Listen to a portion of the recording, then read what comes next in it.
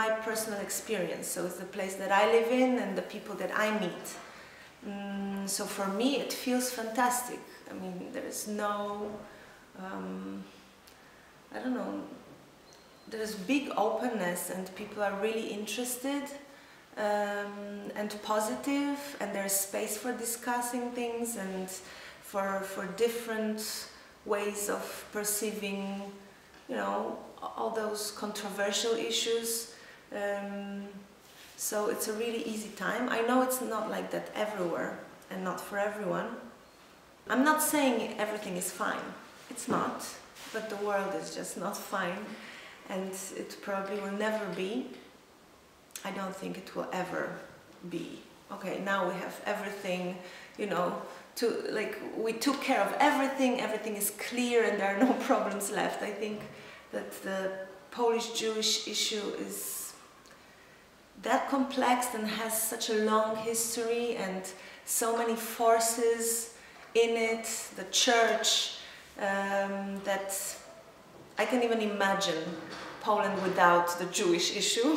In Poland there are lots of stories like you need to keep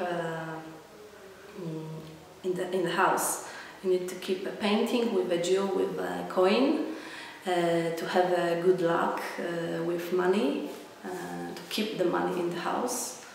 There are lots of things like that. Yeah. I think it's harmless, but it's, I don't know. It's harmless, mainly it's harmless, but sometimes it's keeping the stereotypes about Jews which are not good. For example, I have a story of my friend. She's working in a Jewish community in Wrocław, and there was a woman.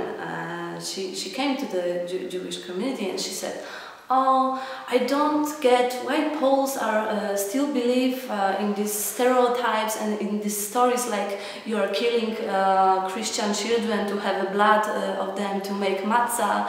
It's so funny and they are so stupid. But just between us, from where do you have this blood for matzah?" So you see, there are lots of stereotypes like that. Anti-Semitism, I don't see anti-Semitism here in Warsaw. I see it in the internet, for example, where there are some articles about Jews. So then I see some anti-Semitism in comments. Or when there was now war in Gaza, people were telling bad stuff about Israel and then about Jews again. But it's mainly in the internet. I guess not the anti-Semitism is the biggest problem for the Jews, but the assimilation, the secularization, that are the problems for us. Most of the Jewish people have their own problem in the society.